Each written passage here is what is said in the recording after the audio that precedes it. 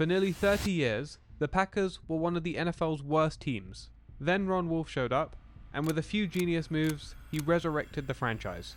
But to understand how he pulled it off, you have to go back to his first NFL job, back when the Packers were still a powerhouse. Al Davis had been hired as the head coach and general manager of the Oakland Raiders in 1963. So a sports writer named Ted Elbert went to interview Davis. He mentioned he was looking to hire a scout, so Elbert recommended Ron Wolf, who had worked at his paper the previous year. Impressed by his excellent memory of players and numbers, Davis hired Wolf. He'd work his way up to become one of Al Davis's most trusted allies. Under Davis's tutelage, Wolf developed a keen eye for talent. The AFL had just 8 teams, each with 33 players.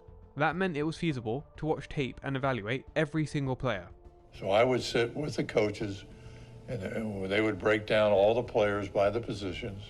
And you could sit there and you could see exactly what made a good tackle offensively or defensively, a good guard, and so on and so forth. Watching all that tape made him an expert. His fingerprints are all over the Raiders' top draft picks, including Fred Biletnikoff, Gene Upshaw, and Dave Casper. But his best selection for the Raiders came in 1968. Back then, there was this idea that left-handed quarterbacks couldn't play in the NFL. But Wolf saw something in Ken Stabler and convinced Davis to draft him in the second round. This was part of Wolf's unique draft philosophy. The Raiders already had Darryl LaMonica at quarterback, who had just taken them to a Super Bowl. Yet he believed you can never have too many quarterbacks. Even later, when he ended up in Green Bay, with Favre as the undisputed starter, Wolf drafted a quarterback every year except one from 1992 to 1999.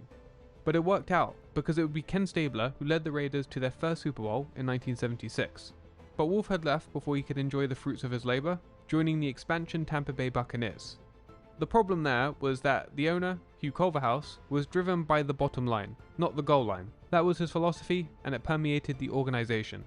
This resulted in a dysfunctional team that almost went 2 years without a win.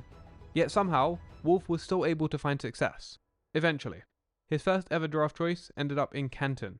The best player I ever drafted was Leroy Selman. He also drafted guys like Doug Williams and Ricky Bell. With them, the Bucs were able to reach the 1979 NFC title game, just a few years removed from that 0-14 start.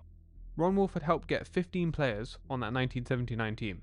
While his time in Tampa was rough, he learned something he could not forget. It seems obvious now, but it came down to the quarterback. With no great quarterbacks in the 1976 or 1977 draft, the Bucs were doomed. If he ever got another shot as GM, finding a franchise quarterback would be his first priority. So in 1978, Wolf returned to the Raiders.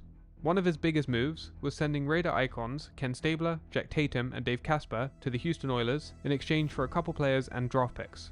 One of those picks turned into Hall of Famer Howie Long. Wolf was also instrumental in drafting running back Marcus Allen. As Lester Hayes said, Ron Wolf made that trade fit to Tom Flores' system. Ron Wolf was a football genius. All these moves, once again, helped the Raiders win the 1983 Super Bowl. A few years later he was ready to move on, and he was hired as the Jets personnel director in 1990. It was during this season he discovered a quarterback from southern Mississippi. Both he and general manager Dick Steinberg agreed this quarterback was the best player in the draft. The only problem, the Jets had spent their first round draft pick in the 1990 supplemental draft, so all they could do was wait. Then he fell to the second round. They had the 34th pick, but the Falcons had the 33rd pick, and they also wanted him. So the Jets agreed to a trade with the Cardinals, who had the 32nd pick. But just as they were about to finalize the deal, the Cardinals backed out, using the pick on a player they wanted, who was still available. The Falcons ended up with the quarterback, a guy named Brett Favre, quarterback, Southern Mississippi. The Jets' consolation prize was Browning Nagel. Oof. Wolf, on the other hand, would eventually unite with Favre. In November 1991, he was hired as the Packers general manager. He'd actually been interviewed for another position with the team in 1987, but he withdrew his name when it was clear he wouldn't have full authority. Learning from his time in Tampa, he thought, if I was ever going to have the opportunity to be in charge, to do it my way, then I had to have the authority to be able to do it. When he was hired in 1991, he did have full control. But he was taking over a team that frankly sucked. Long gone were the Packers of the Lombardi era. From Lombardi's retirement to Ron Wolf's hiring, the Packers had one playoff win. They ranked 25th among 28 NFL teams in winning percentage. So Wolf wasted no time. Just 4 days after being hired, he was watching the Packers in Atlanta. Brett Favre was still on his mind. The Falcons general manager didn't want to trade him though. I really didn't want to trade Brett, so I put a high price tag on him and didn't think anybody would trade for him. But the Falcons coach hated Favre. He famously said it would take a plane crash for him to play. Favre was a heavy drinker and had no work ethic, but Ron Wolf didn't care. I felt in 1991 he was the best player in the draft, and that proved to be so after his career with the Packers. So in February 1992, the Packers finalized a trade, sending a first-round pick for Brett Favre. But after a medical, the Packers doctors told Wolf not to go through with the trade because Favre had a chronic hip condition. Wolf was remembering his time at Tampa Bay though, and he thought he's not going to be able to win without a quarterback. The doctors are saying he has 4 to 5 years, so he'll take that, and he ignored the advice, going through with the trade. Ironically, Favre would go on to set an NFL record of most consecutive starts. At the same time, Wolf had another problem to deal with. After losing to the Falcons, he watched the team at practice the following day. Came back into my office afterwards and he says, "Bob, you got a problem down there. It's a country club atmosphere. These guys are 4-10, they're walking around like they're 10-4. We're going to change things." So he began looking for a new head coach. His first choice was Bill Parcells. I offered him the job, but he couldn't do it. He needed open heart surgery. His next choice worked out pretty well though. Mike Holmgren had found a lot of success as the 49ers offensive coordinator. Despite at least 6 other teams offering him a job, he chose the Packers. The Packers' own president was confused. Every coach we hired had a worse winning percentage than his predecessor. We were a stairway going down. Holmgren's response? I knew Ron would get me the players we needed. And the impact was immediate. The Packers improved from 4-12 in 1991 to 9-7 in 1992. Then in 1993, Wolf made the final touch to resurrecting the Packers. Free agency had just been introduced, and the hottest free agent on the market was Reggie White. Now the Packers wanted White, but it's not like they were his first choice. In fact, he decided to visit them as a courtesy while he was in Detroit. The Packers not only sucked for 30 years, they were also affectionately known as the NFL Siberia. But Wolf told White, if you come here and play for the Packers, you'll be a legend. He also offered more money than any other team. And so the Packers pulled off probably the greatest free agent signing ever. Not only did he excel on the field, he helped change the perception of Green Bay. He convinced players like Sean Jones, Keith Jackson, Andre Rison, and Desmond Howard to come to the Packers, who were all crucial to the team's success. By signing White, he had completed the final piece of the puzzle. Momentum continued to build.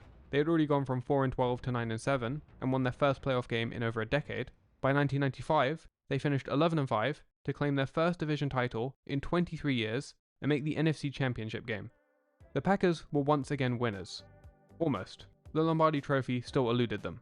They had lost to the Cowboys 3 straight years in the playoffs. Once again, Ron Wolf saved them, because it wasn't just the big names that he did so well at acquiring. He made 89 trades while in Green Bay, 67 more than any other team. And his eye for those gems is clear by the fact he drafted 8 players in rounds 5 to 7 who were selected to a Pro Bowl. Those final touches helped the Packers win their first Super Bowl since 1968. The Packers had 5 winning seasons since Lombardi retired. With Ron Wolf as general manager, they wouldn't have a losing season. But what makes his legacy even more impressive is how the Packers fared after he retired. The post-Lombardi Packers were terrible. The post-Wolf Packers were excellent. A lot of people who've grown up under Ron have done extremely well and are playing prominent roles in the NFL. 5 men who worked for Wolf went on to become general managers. Ted Thompson would eventually take over the Packers in 2005. He drafted Aaron Rodgers and hired Mike McCarthy, who posted a 104, 55-1 record and won a Super Bowl. John Schneider became general manager of the Seahawks and won a Super Bowl. And John Dorsey became general manager of the Chiefs, the man who decided to trade up for Patrick Mahomes in 2017. There have been few people like Ron Wolf. He was a key architect of the Raiders' powerhouse, he actually helped Tampa Bay win something, and most famously, he resurrected a once great franchise. With that legacy, he was inducted into the Hall of Fame in 2015, cementing himself amongst the most important people in this sport.